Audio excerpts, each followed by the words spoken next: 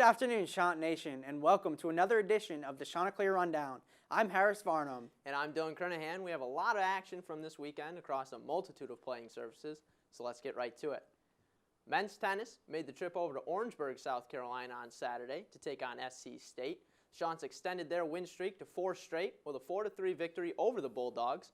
Women's tennis was not quite so fortunate on their Sunday trip to Columbia, South Carolina, however, as they fell to the 30th ranked University of South Carolina 6-1.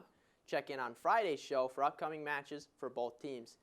The Coastal Lacrosse team took a trip to the city of brotherly love on Saturday and fell short to the Temple Owls by a score of 12-7. Megan Bush and Samantha Quartermanche led the Chants with 2 goals and an assist each.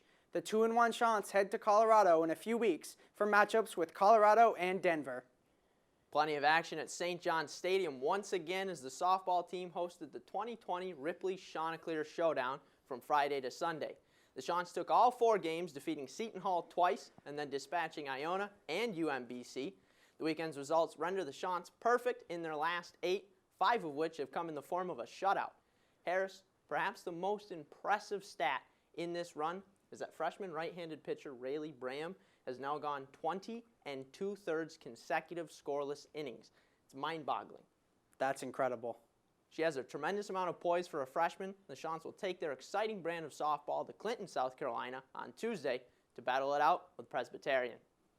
Men's basketball suffered a heartbreaking loss to South Alabama on Senior Day, succumbing to free throws with less than a second remaining in a 74-71 final. Tyrell Gums-Frater carried the Chants with 33 points and 9 three-pointers in the loss. Meanwhile, in Atlanta, women's basketball improved to 23-3 with a 66-50 victory over Georgia State. The first-place Chants were led by forward Asia Blunt with 23 points and 10 rebounds in just 23 minutes on the court.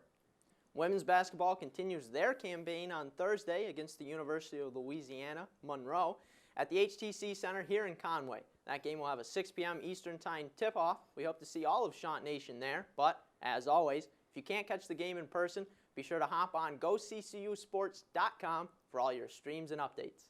Over at Springsbrook Stadium, it took a few games for the Chanticleer Bats to wake up, but they sure did.